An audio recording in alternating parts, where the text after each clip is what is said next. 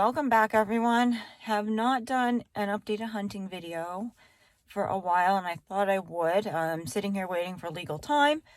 So this has been a very frustrating and disappointing season for both of us so far. We're heading into the end of the season, and we don't have any deer meat in the freezer, although that doesn't mean we didn't get a deer. Right now I'm at a place where I've hunted for 3 years, and I'm going to do some videos out there today. This year I've been keeping my eye on 2 does that were traveling together. I would describe one of them as big and one as really big. And I learned their travel pattern. They go up this ridge, and I found a spot where it looks like they hang out during the day, a lot of deer beds and deer evidence. And there's a tote road that I take up. They don't travel up on the tote road. They have like their own path, maybe 50 feet off the tote road that parallels it. And then there's a spot there they would pop out on the tote road and finish going up the hill for like the last 10th of a mile. And it was always just right after legal time. So I saw him a number of times and couldn't get a shot, jumped him, whatever. And then I was going up the tote road, I was probably halfway up, and I could hear them. They were on their little trail ahead of me. So I just kept pace. I didn't want to catch up and make noise and jump them, but I wanted to be able to hear them. So I just kept pace, and then I got to where I could see where they pop out. There's this big pile of old logs that I have to go over, and they usually come out right by those logs. And I got within eyesight of it and heard them getting closer. They were coming towards the tote road. So I got to a good spot, and I froze and waited, and sure enough, I see a doe's head. There were bushes, and she was standing behind them. She saw me, so she stopped, and she stared and stared and stared. We stared at each other. And I was thinking, dog, just take a couple steps forward so I can actually see your body. But she wasn't going to do that. And it got to the point where my arms were really tired from holding my gun up, and I was shaking. I don't know how long it was, but it was a long time. And finally, she heard something and turned her head, so I took a couple steps to the side so I could see her. And she whipped her head back around, and I said, well, better shoot. So I did, and I hit her. I was pretty sure I hit her at the time. Waited a little bit, and I saw her take off. She almost went by me, like back by me, and then it looked like she made a sharp turn. So I walked up to where I shot her and just looked for the first blood. I didn't take off after her by any means. She was gone. Found a few blood spots, confirmed, yes, I did hit her. And hung out for a while and waited. Kind of started looking to see which way the trail went. And I blew about an hour. Well, I mean, I didn't want to take off after her anyways. Obviously, I just wanted to stay right there and kind of get a feel for which direction she went. But I don't know why, I thought she had curved back around, but she didn't. I spent all this time looking, about an hour, just to see which way the trail went, and it went the opposite way. Adrenaline, I guess I wasn't thinking right.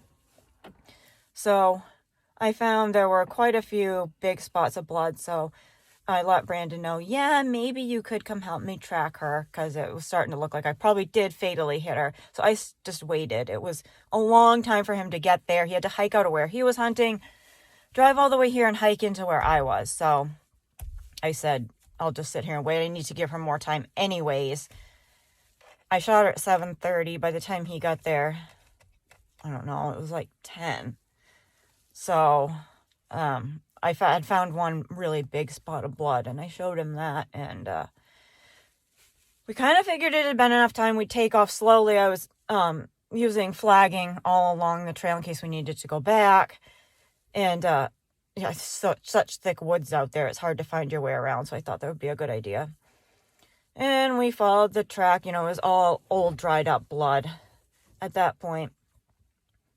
And we got turned around at one point because she kind of made a circle, and the blood trail crossed itself, but we didn't realize that. And all of a sudden I said, we were here like an hour ago.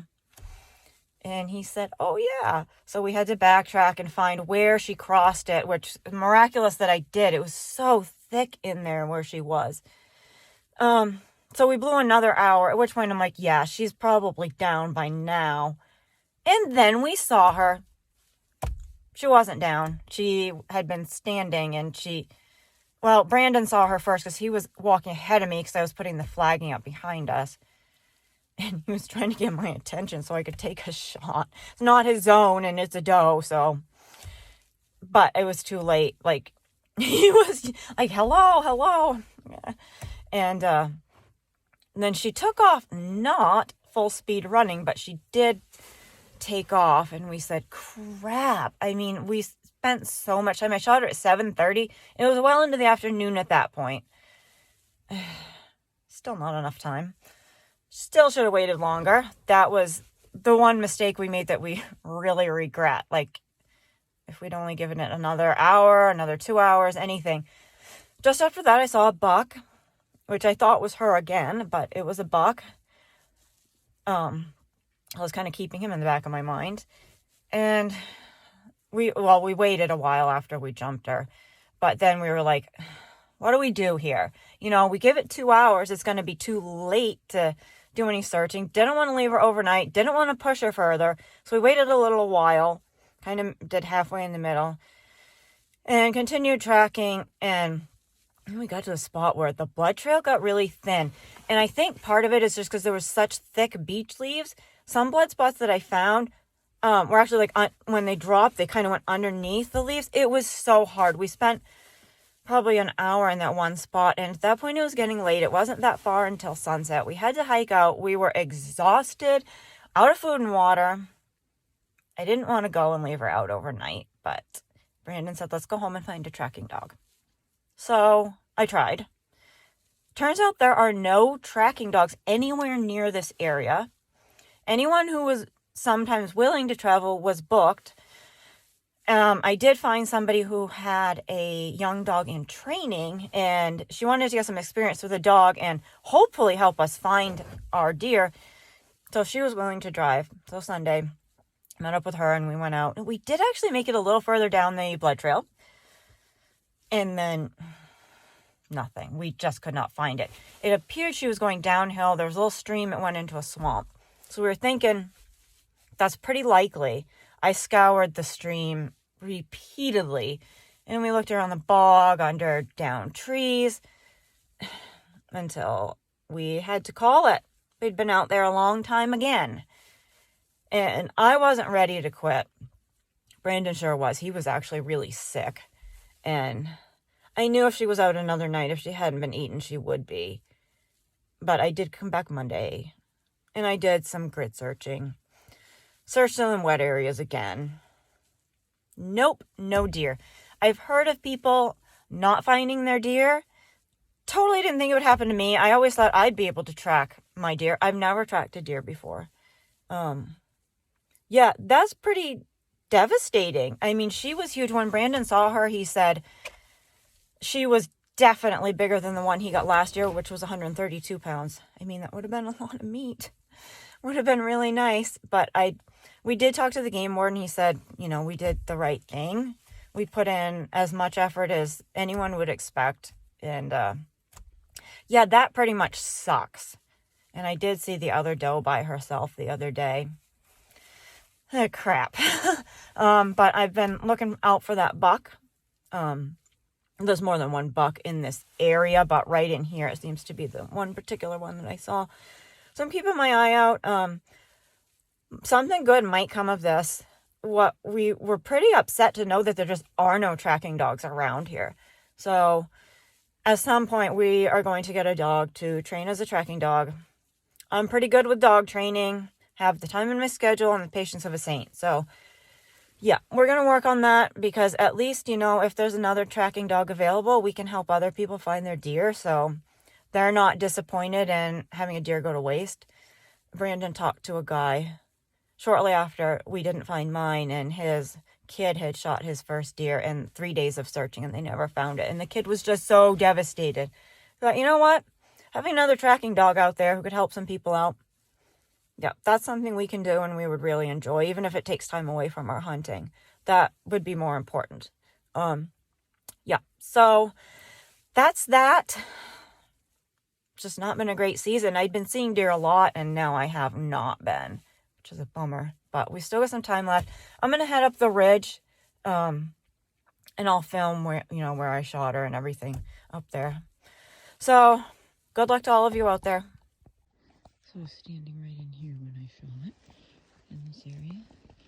If you see, I wonder if you can see that. Yep, that log that's sticking up, this light gray. She was standing just to the left of that. Those bushes out, her head was sticking out. So right on the other side of those logs there. She came from that direction.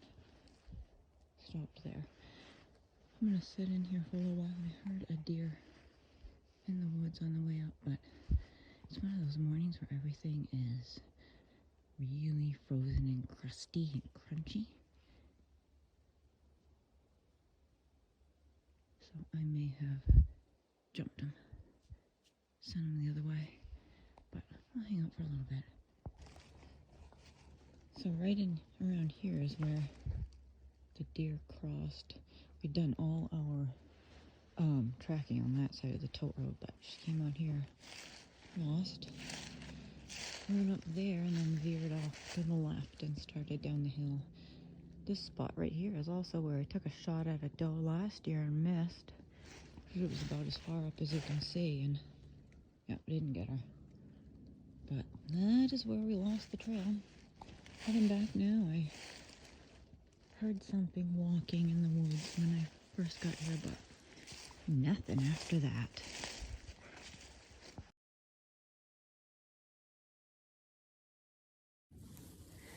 Same day, came out for sunset at a different place.